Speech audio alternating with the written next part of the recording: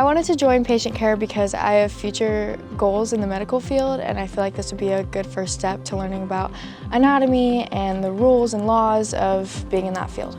I really like learning about the skeleton and all the bones in our body.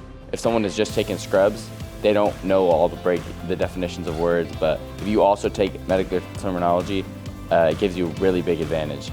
I like that it's like a free roam class and that you kind of get to work on your own time.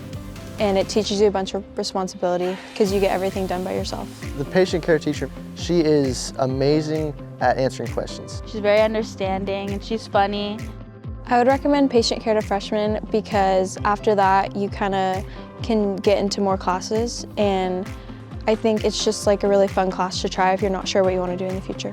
Patient care has given me a nice introduction. It's not a super hard class. I don't think it really matters if you're going to go into patient care or anything in medicine. It's just a good class to take. She teaches a lot of stuff about just how to be a good person.